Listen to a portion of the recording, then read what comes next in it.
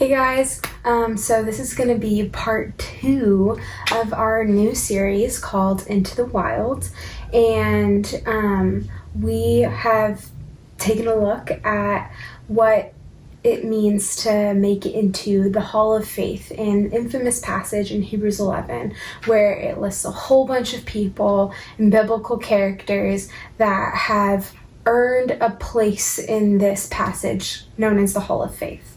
And so last week Ryan talked about Noah and what that must have looked like for him to be in isolation, but also be a good and faithful servant to God during that time, and how sometimes we think we know about a character, and then when we go back and read the story, we can learn new things, and it's definitely something that we're going to see in today's story today. So we're going to be hopping around, so I'd love if you guys could open up to Hebrews 11 as well, and maybe do another read through of it to try to just like refresh your memory as to like what this whole entire passage is about. But so we are going to be in Hebrews 11:22, and so where it talks about Joseph, who we're going to be talking about today. So, by faith, Joseph, as he was nearing the end of his life, mentioned the exodus of the Israelites and gave instructions concerning his bones. Maybe that's a little confusing for you. Maybe you're thinking, what is concerning the instructions for his bones have to do with him being faithful? So we're going to take a look at Joseph's story today.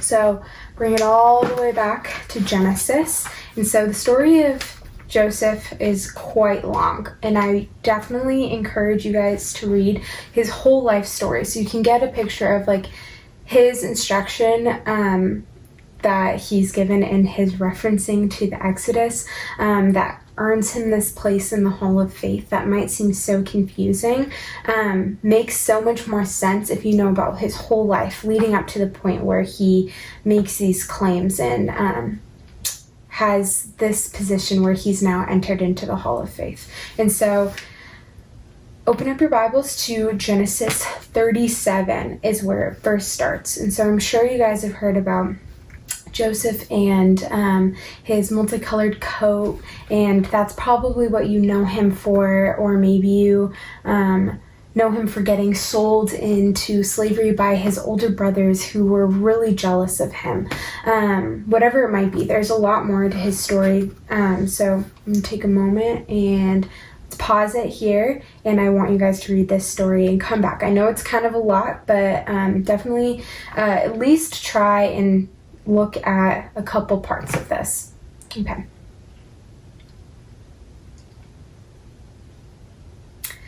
All right.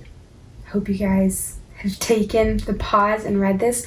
And I love this story because, I mean, right now I'm sure that a lot of us are watching more TV than we're used to, or maybe we are reading more books, but this story of Joseph and what he's gone through is more insane than any reality TV show. I personally think that's how Genesis very much is.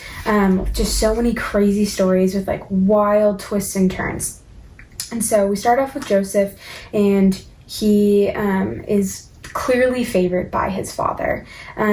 He is given special treatment, and his brothers do not like it. So what do? They try and sell him into slavery and tell their dad that he's dead. And so as we continue on, we see that he is not dead and that he's been sold into slavery, and he is put in a whole bunch of weird situations. Basically, he works his way up in this house that he sold into slavery, and the wife of his master tries to kind of get a little sweet with him, and he is a good guy, and so he chooses to rebel against that because he knows that that's not right, but she still tries to trick her husband into believing that Joseph is the kind of guy to do that. So he gets thrown into prison. And so after he's thrown into prison, he interprets the dreams of two people who he tells them, please just remember me when you go before the Pharaoh and help me be able to get out of here, and they don't remember him. And so he spends even more time in prison after he keeps doing the right thing. So he's doing all these things, and it seems like he just kind of can't catch a break. And so he finally is remembered, and he interprets the dream of Pharaoh, and Pharaoh really takes a liking to him, and he kind of gives him more positions and higher up. And so it gets to a point where Joseph's family, where they are living, come into Egypt, where he was sold into slavery. And they are coming to Pharaoh asking for help because there's a famine in their land. And so Joseph recognizes them. And I'm sure when I read this story, I just think about, wow, like how crazy it must feel to see that you have like been so betrayed by these people that are your family, and they're supposed to love you. And here they don't even recognize you, and they're asking you for help. And so he has just gone through like the emotions, and it's super crazy. And it gets all the way down to like where he's finally reunited with his family, and they finally understand and like ask for his forgiveness, and he's able to show them grace and love. And at the very end of his life, he asks for his bones to be carried in through the Exodus into the promised land. So at the end of his life, Joseph says, when God comes to your aid, you are to carry my bones up from here. Meaning that he wants them to basically bring him into the promised land, because he knows that God is still going to be faithful through all of the things that are about to happen and what is going to continue to happen in the future. And so for us, that might seem like kind of confusing, but it was a big deal, because he basically is saying to them, I know that God is going to come to your aid when you need it, because he did for me. And so we can look at Joseph's story and in a hindsight see that God totally was faithful to him through every single thing. As much hardship that he came across, there was definitely so many opportunities for him to be able to look and see that God is with him and that God is faithful. But what is so interesting to me about reading this story that I really want you guys to sit with is how many times do we get put in situations where it seems just like almost in our minds an end of the world kind of thing going on?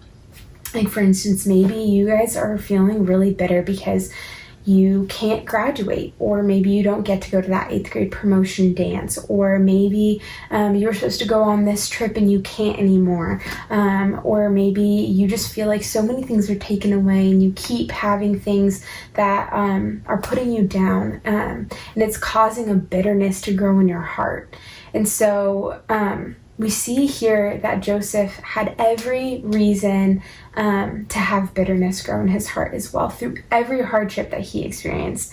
He was sold into slavery by his own brothers. They hated him. He was doing the right thing, and somebody tricked people to get him to be put into jail. He wasn't remembered once he was in jail. His brothers came to him while they were asking for help and don't even remember him. Like, that would be so many reasons that I think any one of us totally can relate to, of like, yeah, I totally would be so upset. I'd be so angry and so mad during that time. And so I just want you guys to think about, like, what are some things that are causing you to be bitter right now? And is that your initial reaction, is to give into bitterness, or to know that God is going to be faithful to you throughout this time?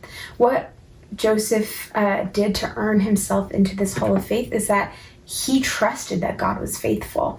And so his faith in God, God's faithfulness, is what earned him this place in this passage, is because he believed and totally trusted that God was going to see him through everything, and even after his death was going to continue to see his people into greater and bigger and better things. They just had to be faithful and wait for it. And so even in his instruction, they did make sure that they followed through with Joseph's commands and asked to bring him into the promised land once God had been faithful to them.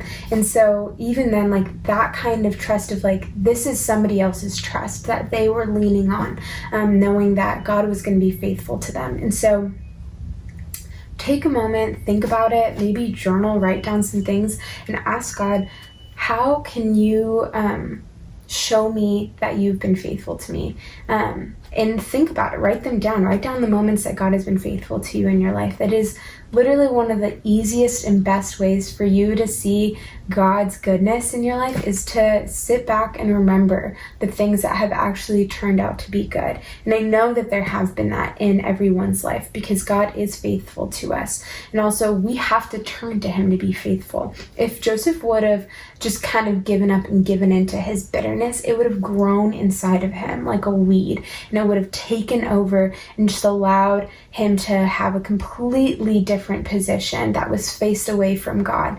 But because he chose to keep those weeds out of his heart of bitterness and continue to look up to God and see his goodness and his faithfulness, he was able to walk with God in this amazing faith that we should all be striving for.